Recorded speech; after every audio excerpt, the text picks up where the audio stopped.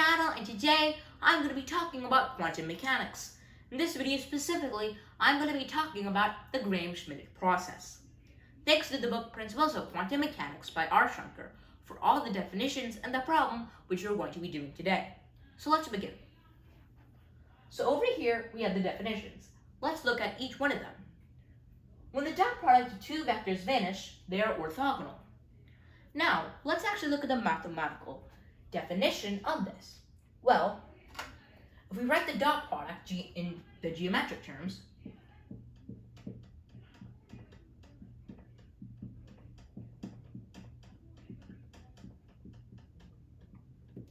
we can automatically understand what this definition is saying. Notice that vanish just means zero.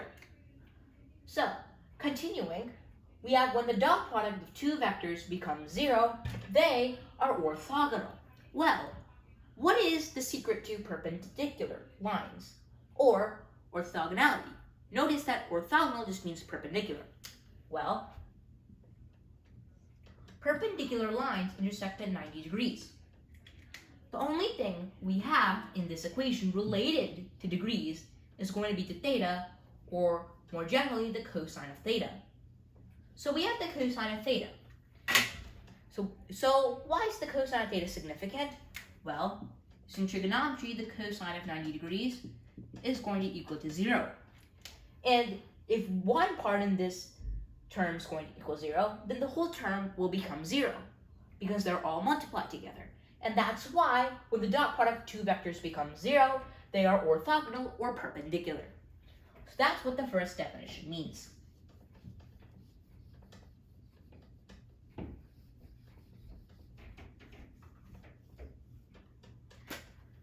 So here's the second definition. A set of n linearly independent vectors in an n-dimensional space, or vector space, is a basis. Okay, so we know what linear independence is. I made a whole video on that. So if you want to learn more about linear independence, please visit that video. So, if we have a group of vectors and they're linearly independent, well, that means there's a specific property. Then if they are linearly dependent and they're in an n-dimensional vector space, or a space, this is going to be called a basis. So that's the formal definition for what a basis is. Okay, now let's look at the next definition. A set of basis vectors, all of the unit norm, which are pairwise orthogonal, will be called an orthogonal basis, orthonormal basis. Okay, well, orthonormal just seems like we combine the word orthogonal and normal. Well, if you're thinking of that, then that's exactly what that means. So a set of basis vectors, all of the unit norm. Well, what does this mean? Norm in linear algebra just means the length. Unit just means 1. So unit norm just means with the length of 1. So if we have a set of basis vectors, all with the length of 1, which are pairwise orthogonal, so take two of them, they're going to be orthogonal, will be called an orthonormal basis. Okay, so that's what orthonormal basis, or an orthonormal basis is. Now that we covered all the definitions, we can now start doing the problem. Okay, so let's begin.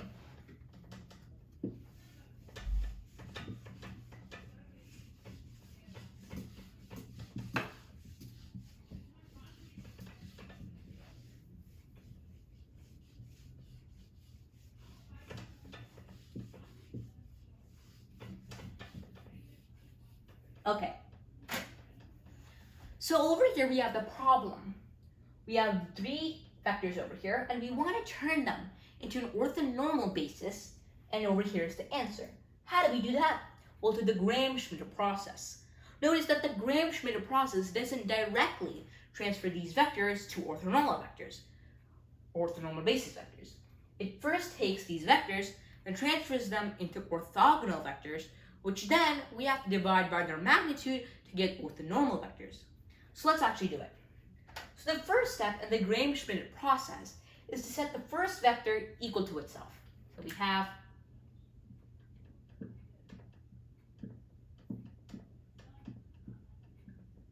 this. Notice that the new thing I'm going to be calling is going to be called, essentially, orthogonal basis vector 1. Okay, so in short terms, I'm just going to be calling this O1. So O1 is going to equal to V1. V1 is essentially just vector 1. Okay, so that's simple. Now let's go to the next step.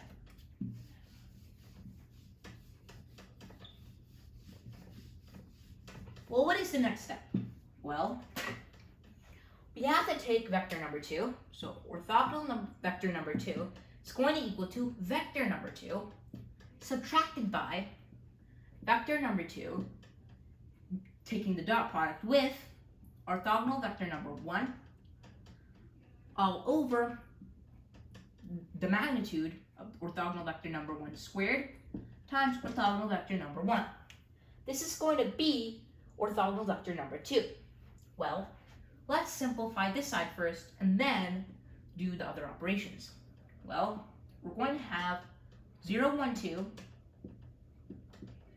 and we're taking out the dot product with 3, 0, 0. Obviously, this is going to be 0 plus 0 plus 0, which in turn is just 0. Well, if it's 0, then this whole part is going to become 0. And if the whole part is just going to become 0, vector 2 minus 0 is just going to be vector 2, and therefore orthogonal vector number 2 is orthogonal vector number 2 is going to equal to just vector number 2. Okay, so that's the second one. Notice that in this specific example, orthogonal vector number 1 and orthogonal vector number 2 are equal to the original vectors. They might not be the same for the other examples that you may encounter when doing some more problems. Okay, so continuing. Now we have to deal with orthogonal vector number 3. What is orthogonal vector number 3? Well, orthogonal vector number 3 is essentially just going to be vector 3, or subtract. We're going to subtract vector 3, taking the dot product with orthogonal vector number 1 over orthogonal vector number 1. The magnitude of orthogonal vector number 1 squared times orthogonal vector number 1. Subtract again vector 3 times orthogonal vector number 2 over orthogonal vector number 2 magnitudes squared times orthogonal vector number 2. If we compute this, we will get orthogonal vector number 3. So let's compute this term first. So we have 0, 2, 5.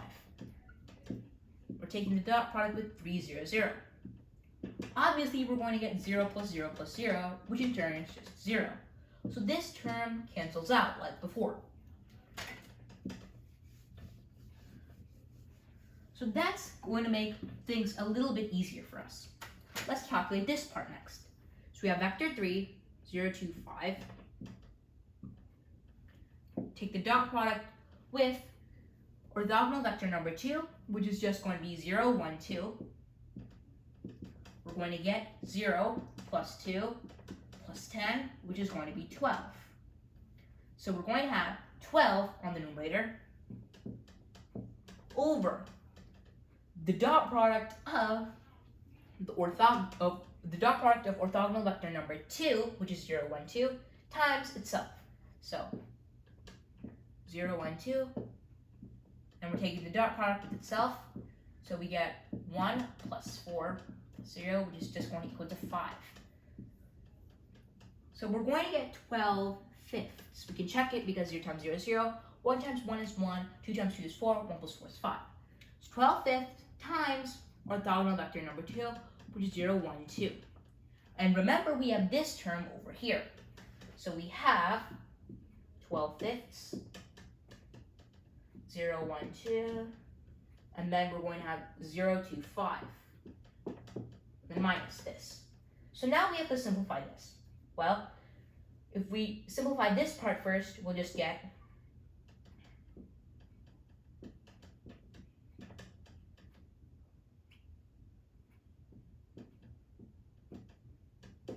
this over here.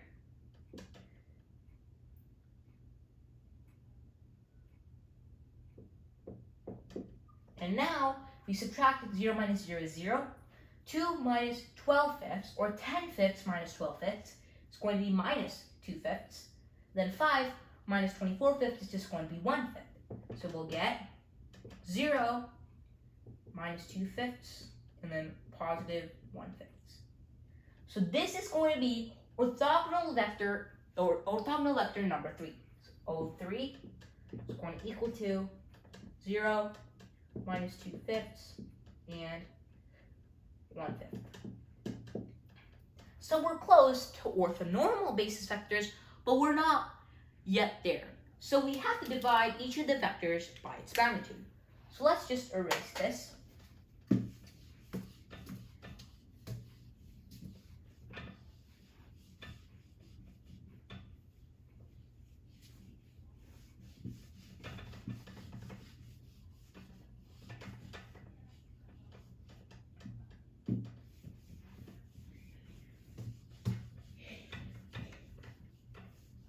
Okay, so if we erase this, we get these over here. So we have orthogonal vector number 1 is equal to vector number 1, orthogonal vector number 2 is equal to vector number 2, and orthogonal vector number 3 is equal to 0 minus 2 fifths and 1 fifth. Okay, now we have to divide each of the vectors by its magnitude. So if you were wondering what is the magnitude of a vector and how do you compute it, well, this is how you do it. You have to take the square root of each of its components squared. So component 1 squared plus component 2 squared plus component 3 squared. That's how you calculate the norm or magnitude of a vector. So let's do it with vector 1. If we do it with vector 1, we get the square root of 3 squared plus 0 squared plus 0 squared. And obviously we get the square root of 9, which is just in turn going to be 3. Now, if we divide everything by 3 in vector 1, or orthogonal vector number 1, we obviously are going to get essentially 1, 0, 0. So this is going to be orthonormal vector 1. And as you see over here, we are right. Now let's go do the next one. So the square root of vector 2, so 0 squared plus 1 squared plus 2 squared. Obviously, we'll get 0 plus 1 plus 4, which will equal to 5. But remember, we have to take the square root of all of this, so we'll get the square root of 5. Now we have to divide by the square root of 5. So obviously, we'll get 0, 1, 2 multiplied by 1 over the square root of 5, same as dividing. So we'll get 0, 1 over square root of 5, and then 2 over square root of 5. Okay. As you see, this also matches the one over here. So n2, for orthonormal vector, number 2 is going to equal to 0, 1 over square root of 5, and then 2 over square root of 5. Okay, so we've got this, and this matches this. So our first two orthonormal vectors are right. Now for the third one.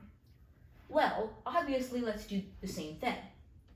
0 squared plus minus 2 fifths squared plus 1 fifth squared. We'll get 0 plus 4 25ths plus 1 25ths. We'll get 5 25ths, and we have to take the square root, which we will get to be the square root of 1 fifth. So the square root of 1 over 5 is just going to be 1 over the square root of 5. And if we have 1 over the square root of 5, obviously we can now have to multiply by square root of 5, because if you take a number, divide by a fraction, it's just a number times the reciprocal of that fraction. So we have to multiply everything by 1 over the by square root of 5.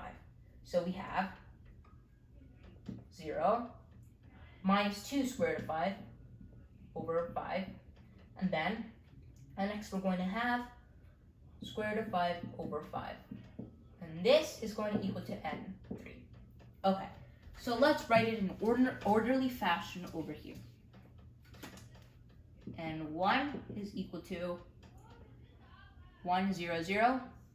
And 2 is going to equal to N2, which is going to equal to essentially 0, 1 square root of 5, 2 square root of 5, and 3, which is going to equal to 0 minus 2 square root of 5 over 5, and then square root of 5 over 5. Okay, so we've got N1, N2, and N3 over here, and these are the answers. Now you may wonder, N1 and N2 are right, but what about N3? Is it right? Because as you see, these two numbers are different from them. Well, if you do some arithmetic manipulation, you can see that minus 2 square root of 5 over 5 is definitely going to equal to minus 2 over square root of 5. If you take minus 2 over square root of 5, multiply everything by square root of 5 over square root of 5, we'll get minus 2 square root of 5 over 5. And this indeed does equal this. So they are equivalent, and this is how we do it. Okay, now that we've went from a regular basis to an orthonormal basis, we can make this video to an end. So let's recap what we did. First, we covered all the definitions that we need to know before doing the Gram-Schmidt process. After that, we actually went through this real-life problem and actually computed using the Gram-Schmidt process. So we set the first vector equal to the orthogonal vector number 1. Then we set orthogonal vector number 2 is equal to vector number 2 minus the dot product of vector 2 and orthogonal vector number 1 over the magnitude of orthogonal vector number 1 squared times orthogonal vector number 1. And then orthogonal vector number 3 is going to equal to vector 3 minus vector 3 times orthogonal vector number 1 over the magnitude of orthogonal vector number 1 squared times orthogonal vector number 1. And then minus again, we have vector 3 times orthogonal vector number 2 over magnitude of orthogonal vector number 2 squared times orthogonal vector number 2. Okay, now that's the Gram-Schmidt process, and you can continue for how much vectors you have. We can make this video to an end. If you like this video, if you like this channel, please subscribe to learn more. Thank you.